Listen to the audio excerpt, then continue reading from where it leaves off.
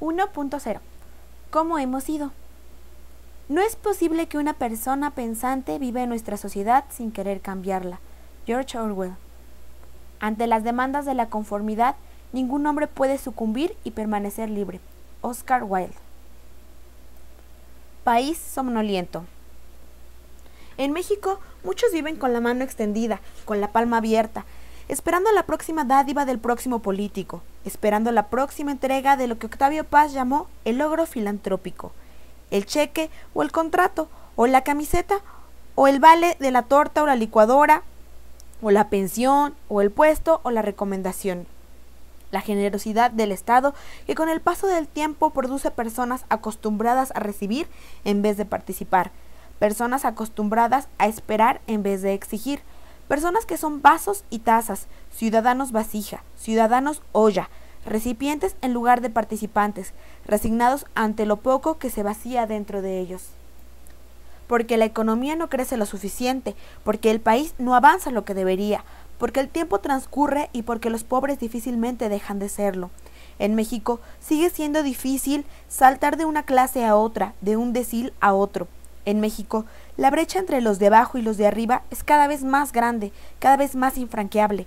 Como lo revela de manera dolorosa el libro Nos movemos, la movida social en México, Fundación ESRU 2008. Los ricos siguen siendo ricos, los pobres siguen siendo pobres, y la pertenencia a un decil económico u otro sigue siendo, en gran medida, hereditaria. Casi 1 de cada 2 mexicanos cuyos padres pertenecen al 20% de la población más pobre permanece en ese mismo quintil. Y según un estudio del Banco Interamericano de Desarrollo, el hijo de un obrero solo tiene el 10% de probabilidades de convertirse en profesionista. Nacer en la pobreza significa, en la mayor parte de los casos, morir en ella. Sin perspectivas, sin esperanzas, con la migración en la mente pero la familia en el corazón, anhelando una vida mejor pero sin acceso a ella. Eso es lo que hemos creado, un país estancado, un país atorado, un país que no educa a su población, un país con petróleo pero sin ciudadanos participativos, un país de empleados en vez de emprendedores, damnificado por las riquezas que explota pero no comparte con las mayorías, años dejando hacer y dejando pasar, años de más de lo mismo ante una realidad que demanda mucho más, postergando las decisiones difíciles y las reformas dolorosas, posponiendo la modernización por los intereses que afectaría, ignorando los retos que la globalización exige, una economía más competitiva, una mano de obra más productiva, una población más educada, un capitalismo más dinámico que genere riqueza y, al mismo tiempo, tenga los incentivos para distribuirla mejor. Como escribe Tom Friedman en The World is Flat, A Brief History of the 21st Century, mientras dormimos, la tecnología y la geoeconomía han aplanado al mundo.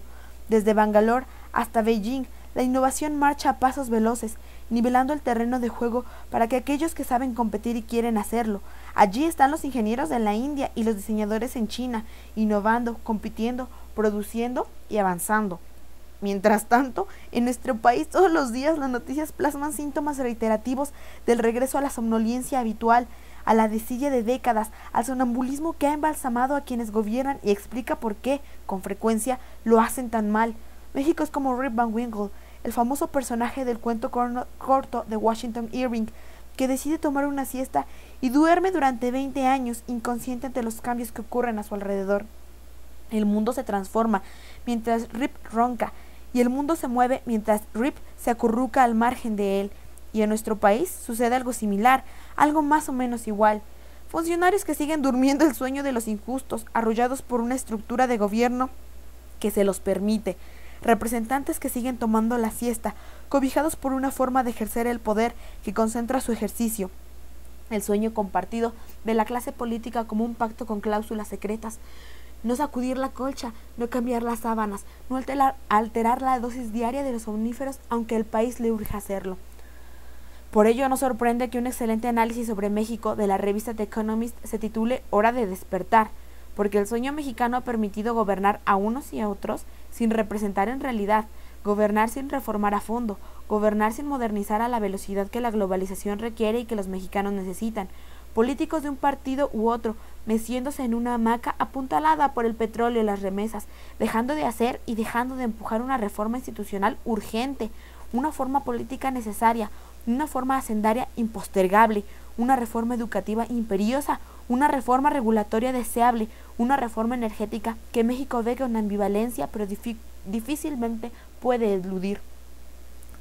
Pero es más fácil dejar todo como está, gobernar como siempre se ha gobernado, ver a la función pública como siempre se le ha visto, ocupar la oficina, cobrar el sueldo, contratar el chofer, colocar los cuadros, pedir el celular, seleccionar a la secretaria, administrar la inercia, echarle la culpa por la falta de prisa al gobierno dividido o a la falta de mayorías legislativas. Y mientras tanto, ese sueño de sexenios ha mantenido un andamiaje institucional para un sistema de partido dominante disfuncional cuando ya no lo es. Ese sueño compartido que ha mantenido un sistema presidencial que opera con una lógica parlamentaria, ese sueño que ha mantenido el monopolio de los partidos sobre la vida política, ese sueño ininterrumpido que sigue viendo al gobierno como un lugar para rotar puestos en vez de representar ciudadanos, donde no hay reelección ni la rendición de cuentas que debería producir, donde no hay transparencia ni la obligación gubernamental de garantizarla, donde se otorgan concesiones de bienes públicos para fines privados y se inauguran oficinas de lujo y se ignoran los conflictos de interés y se ejerce el presupuesto de modo discrecional. El sueño como inmunidad culpable, el sueño como tumba provisional. La tumba incómoda que produce un país que desciende poco a poco en los índices internacionales de productividad, de competitividad, de educación, de transparencia, con 35 millones de adultos que reciben menos de 9 años de educación, con 400,000 mexicanos que anualmente dejan el país tras de sí, huyendo, emigrando, abandonando. México, partido entre los que acumulan riqueza y los que no tienen condiciones para hacerlo. México dividido entre los que acceden a la movilidad social y los que se mudan a Estados Unidos para aspirar a ella. Los costos de dormitar, los costos de reposar mientras que el mundo corre deprisa, imparable. La tumba silenciosa que comparten los habitantes de un país que no crece lo suficiente, que no avanza lo suficiente, que no prospera lo suficiente, porque nadie ha sido capaz de diseñar mejores políticas públicas e instrumentarlas, porque nadie ha sido capaz de confrontar consistentemente a los monopolios y regularlos, porque nadie ha sido capaz de reconocer los obstáculos para la competitividad y desmantelarlos, porque nadie ha sido capaz de generar los consensos necesarios y ponerlos en práctica, porque el gobierno no invierte lo que debería en infraestructura, en educación, en salud, en la creación de empleo, dado que no tiene con qué, año tras año, los mismos problemas diagnosticados y las mismas soluciones pospuestas, año tras año, la siesta que abre la puerta a los fantasmas que cada gobierno entrante promete exorcizar. Tiene razón el analista Luis Rubio, el problema de México no es técnico, el problema es que muchos saben qué hacer para mejorar la economía y la política, pero pocos están dispuestos a hacerlo. El problema es que las recetas están allí para ser emuladas, pero no hay personas con el arrojo o la audacia o el compromiso para asegurar su aplicación, porque eso entrañaría reemplazar el paradigma prevaleciente sobre el papel del gobierno y la tarea de los partidos. Y quienes ocupan sus filas están demasiado a gusto, viven demasiado bien, ejercen el poder en nombre de personas a las cuales no les rinden cuentas, porque no hay reelección, ejercen el presupuesto en nombre de ciudadanos a los cuales nunca ven, porque no necesitan su aprobación para brincar al siguiente puesto. Pueden recostarse en su oficina recién remodelada, ya que jamás recibirán sanción por ello. Y esos somnolientos no pueden exigir lo que no están dispuestos a dar. El gobierno, de cualquier signo, panista, priista o perredista, no logrará las reformas que se propone si no se reforma primero a sí mismo. Pero eso requerirá más que el recorte simbólico de los sueldos de los servidores públicos o la eliminación de los plurinominales, más que convertir a la seguridad en prioridad y concentrar la mayor parte de los esfuerzos iniciales en ella, más que fortalecer al ejército y no perder oportunidad para tomarse la foto junto a sus mandos. No se trata tan solo de hacer presente al gobierno, sino de insistir en que actúe de otra manera. No se trata tan solo de hacer presente al gobierno, sino de insistir en que actúe de otra manera. No se trata solo de reforzar al Estado, sino de mandar el mensaje de que funcione en nombre del interés público, denunciando la corrupción y combatiéndola cuando emana incluso desde el poder, cambiando las reglas del juego económico y regulando a quienes durante demasiado tiempo las han manipulado para su favor.